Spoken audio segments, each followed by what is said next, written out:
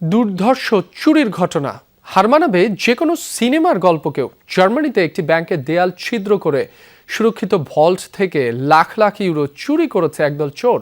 ক্রিসমাসের ছুটিতে এই কাণ্ড ঘটিয়েছে চোরেরা। কর্তৃপক্ষের ধারণা অন্তত ২,৭০০ গ্রাহকের গচ্ছিত অর্থ ও সম্পদ চুরি করা হয়েছে।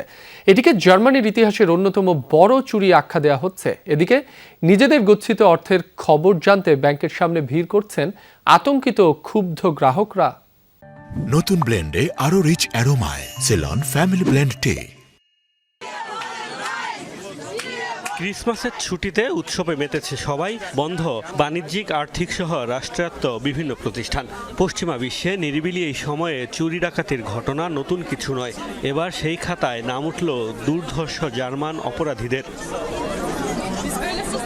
দেশটির পশ্চিমাঞ্চলীয় একটি শহরের স্পারকাসে ব্যাংকের একটি শাখা থেকে চুরি হয়েছে লাখ লাখ ইউরো, গ্রাহকদের গচ্ছিত বিপুল স্বর্ণালঙ্কার সহ বিভিন্ন মূল্যবান সম্পদ। পুলিশ জানায়, ড্রিল দিয়ে ছিদ্র করে ব্যাংকের ভেতরে প্রবেশ করে অপরাধীরা। এরপর সুরক্ষিত ভল্ট থেকে কয়েক হাজার লকার ভেঙে চলে লুটপাট। প্রাথমিকভাবে ধারণা, চুরি গেছে অন্তত ২,৭০০ গ্রাহকের গচ্ছিত অর্থ ও মূল্যবান জিনিস। প্রত্যক্ষদর্শীদের বরাতে পুলিশ জানিয়েছে, মাস্ক পরে এসেছিল চোরের দল। তাদের ব্যবহৃত একটি গাড়ি চিহ্নিত করা হয়েছে বলে জানিয়েছে পুলিশ। এই মুহূর্তে আমরা কেবল ক্ষয়ক্ষতির পরিমাণ অনুমান করতে পারি।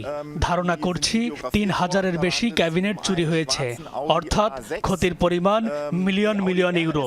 আমরা প্রত্যক্ষদর্শীদের বয়ানে অপরাধীদের ব্যবহৃত গাড়ির তথ্য পেয়েছি। এই সূত্র ধরেই তদন্ত চালাচ্ছি।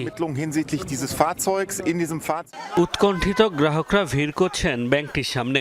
নিজেদের গচ্ছিত অর্থ ও মূল্যবান জিনিসপত্রের তথ্যের দাবিতে করছেন হট্টগোল।